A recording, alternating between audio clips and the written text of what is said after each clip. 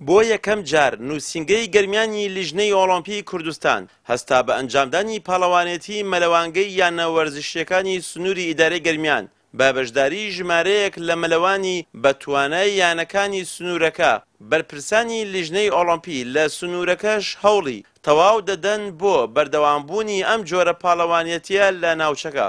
بۆ یەکەم جارە لە ناوچەی گەرمانە پێشبڕکێ مەلەوانگە بۆ یانەوەرشەکانی کەلار، کفری، ڕزگاری، جەلەولا، خانەقی بگرێ. بایەقدانە بەو یەکێتی مەلەوانگە لەبەرەوەی بەس بایەق نەدرێت بۆ بەچەکان پێویستە بایەقش بدرێ بەم بەشێرە.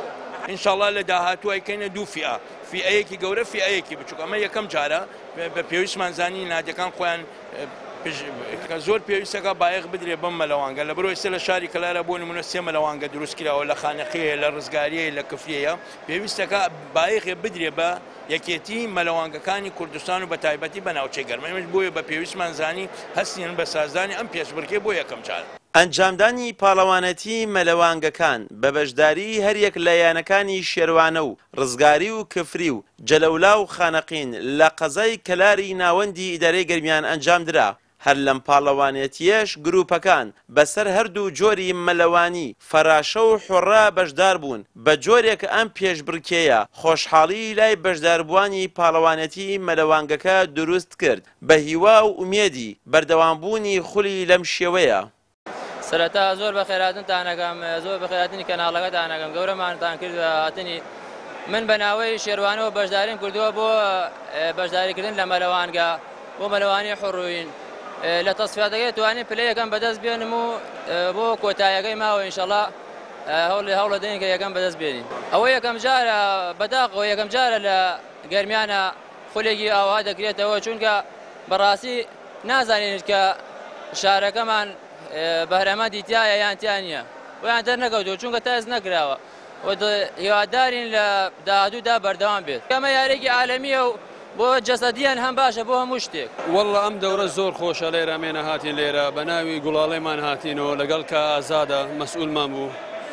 ئەم دەورە حەزمان بوو لە زوو ئەوێتە لێرە زۆر خۆش بوو. وەڵا سێممان هاوردە لەبان گەرمیانەوە.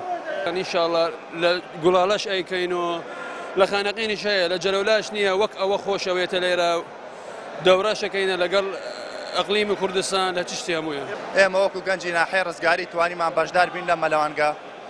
ئێمە مهمەوەیە بەشداریمان کرد لە ئەم مەلەوانگە.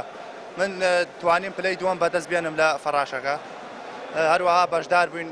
زۆر پێخۆشحاڵین ئەم مەلەوانگەمان بۆ کراوە. داواکاریمان ئەوەیە مامۆستایەکمان ببێن مەعادەل ئەم یاریمان پێ بکات تا ئێمەش باشتر بووین، باشتر فێر بووین لە مەلەوان. پاڵەوانێتی مەلەوانگەی یانە وەرزشیەکان لە سنووری گەرمیان کۆتایی پێهات بە جۆرێک یانەی شێروانە پلەی یەکەم و یانەی جەلەولا پلەی دووەم و یانەی ڕزگاریش پلەی سێمی بەدەستێنا.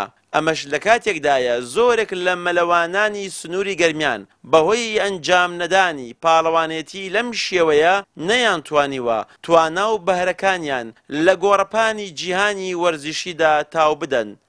پشتیوان و وەنداوی کەناڵی ئاسمانی پەیام گەرمیان.